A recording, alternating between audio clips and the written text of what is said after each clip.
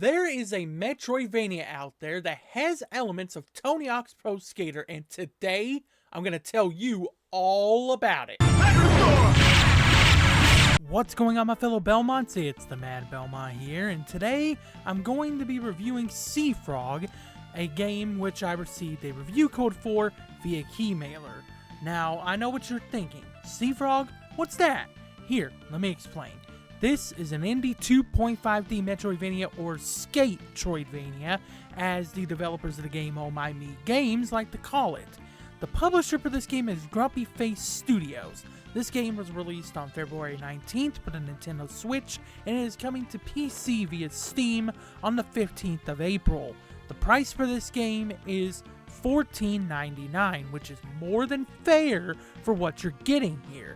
As always, for these reviews, I like to break them up into sections, so let's talk about the story of the game, as well as its characters. The story for Seafrog is pretty simple and easy to follow. You play as a frog named Seafrog who is traveling the seas with his robotic companion Woodbeard. One day, while riding a rowboat out to sea, you end up falling off a waterfall into what looks like a graveyard for ships, and your job in this game is to get out of this place that you've literally fallen into. Very simple and to the point story here in this game, and I like to see that, because not every game has to tell a deep, complex story that can be interpreted 1,000 different ways. Also, the characters in this game are wacky, goofy, and super charming, which complements that simple story and the art design, which I'll go into later, really well. I love to see that in this game. Now we move into the gameplay for Seafrog, and this is where the game shines the brightest. The key gameplay loop for this game is exploration, as well as collecting these things called golden barnacles and lumps called ambergris, which you use to fuel the cannon on the hub ship that you initially land on when you fall into the waterfall. Once you accumulate enough golden barnacles, the range for the cannon increases and you get to explore a brand new ship as a result. But if you die before you get a chance to use those golden barnacles, a sea goblin comes and takes them, and you have to go seek him out on the ship that you lost them on and kill him to get them back. Dark Souls style, if you played those games. As you explore, you'll unlock abilities like rocketing horizontally or being able to skate across magnetic surfaces that make exploring the different ships easier, which is where those Metroidvania elements come into play. And speaking of skating on a rocket-powered wrench, that's the second key element to this gameplay loop. To do all the stuff that I mentioned before, you need to build up enough speed and momentum. Doing this requires you to have enough rocket boost to build that speed up, which you acquire via combos and grinding on rails. This is where the Tony Hawk's Pro Skater feel comes into play, and while it's not nearly as in-depth as it is in THPS, it's still fun to play around with here in Seafrog. Each grail grinded and trick landed fills a boost meter, which allows you to not only increase your speed, but take out enemies along the way with your rocket wrench. You can also upgrade this rocket wrench and its rocket power, as well as your health and things like that, by use of what's called mod chips. And you get these mod chips by doing tasks for different people on the different ships in the game.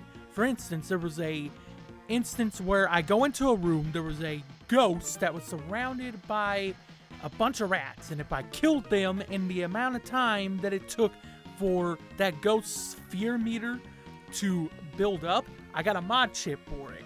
Same thing with, there's this big old computer in another room, and if I hit a certain score threshold, it gave me another mod chip. You know, stuff like that. And with these things, you not only can upgrade your rocket boost or upgrade your health, but also if you mix and match different mod chips, you can get a bonus. Like, I mixed one of my mod chips with a red mod chip and it gave me extra fuel. You know, stuff like that. So it's really cool to see that in a game like this. Overall, this is a very unique Metroidvania due to that skateboarding element and the mod chips and stuff like that, and the ship-to-ship exploration, and I like to see some uniqueness in my Metroidvania. So this game gets a huge thumbs up from me for that. The visuals and the performance are what I want to talk about next for this game, because I have to say, I love the visual style that this game has going for it. It has a very bright, colorful, and cartoony look to it that makes you feel like you're playing a 90s cartoon you'd find on either Cartoon Network or Nickelodeon. This is yet another way that this game feels fresh and unique compared to most games in this genre. The animations have a Spider-Man Into the Spider-Verse kind of feel to them. So like when you're standing around in cutscenes, or whenever you're walking around normally when you're not using your wrench, the animations have kind of a Spider-Man Into the Spider-Verse feel to them, where it looks like it's performing worse than it actually is, but it's on purpose, right? And so I like those kind of visuals. I feel like they age way better over time, those bright, colorful, cartoony looks. I feel like those age way better over time than something that goes for a more realistic art style, or something that has a 2D pixel art style. Even though pixel art is fantastic, I like this kind of cel-shaded cartoony look a lot. And it's nice to see that the devs thought of the aging of this game when it comes to the artwork. Now, performance-wise, this game runs rock solid. Okay, this was a rock solid, felt like 30 FPS to me. Whenever I was not on the rocket wrench, when I was on the wrench, it felt more closer to 60 FPS. It didn't feel like a full 60. I can tell when there's a full solid 60 FPS. It didn't feel like that. It felt more like 50, 55, you know. But still, the game felt fantastic to play. I did not have any slowdown. I didn't have any issues when it came to the game. So I love to see that. Visuals, huge plus to me. I love them, and I hope that not just more Metroidvanias, but more platformers in general have those type of cartoony, cel-shaded visuals. And the performance in this game, top notch. Love it. I cannot believe how good this game feels. Okay, because yeah, sure, the visuals are nice, but performance is key. And I like how they have the performance down pat here in this game. Now let's get into the value proposition for this game. As I said earlier, this game's standard pricing is $14.99, $15 basically. This game will take you around 10 to 12 hours to complete when you're just going for the story. Obviously, it takes a little bit more if you're going for a completionist run, but the key value proposition here is the replay value. I feel like it's super high because of things like the mod chips, like the combo system that you can go and try to master, right? And that combo system being addicting to learn. So the replay value makes this game easily a great value proposition at $15, okay? And so at that, this is very much worth the price of admission, and even more so if you can find it on sale. Like, if you find this, for instance, since it's coming to PC on a Steam sale, oh yeah, you'd be crazy not to pick it up. Or if you're on Switch and you see it on sale, again, you'd be crazy not to pick it up. So, in an era where developers are focusing more and more on keeping you playing games through things like live service models and focusing on microtransactions, it's nice to see a game come out at an affordable price point, be super fun to play, and be replayable at the exact same time. The value proposition for this game is fantastic. Now getting into my final thoughts for the game, as well as my verdict, and I gotta say, Seafrog has genuinely surprised me.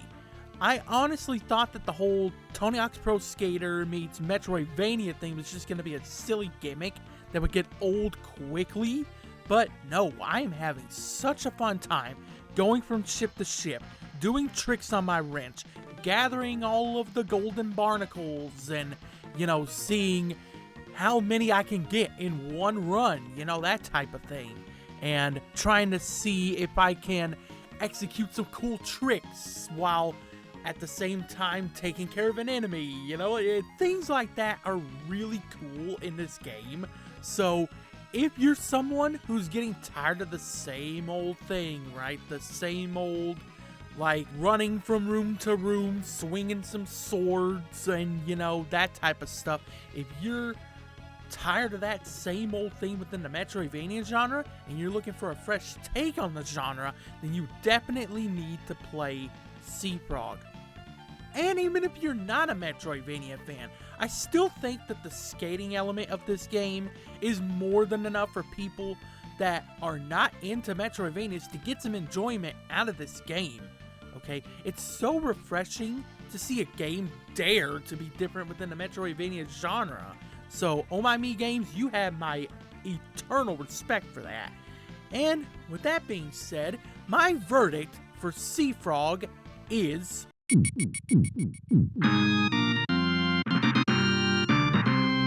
an 8.5 out of 10.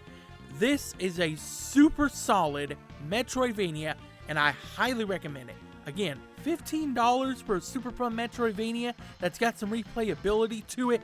Yeah, it's a great value, and one that you should not be passing up on. So that is my review for Seafrog. What do you think about this game? Have I sold you on it? Let me know down in the comments below. And if you enjoyed the video, please be sure to leave a like on it.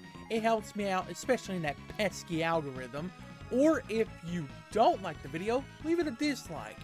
Also, if you're new around here, consider hitting that subscribe button if you like Castlevania or Metroidvanias, because I talk about those on here a lot, okay? So, that sounds good to you. Hit that subscribe button and hit the bell so that you don't miss an upload from me. Have fun on the hunt, my fellow Belmonts. I'll see you in the next video, and peace out.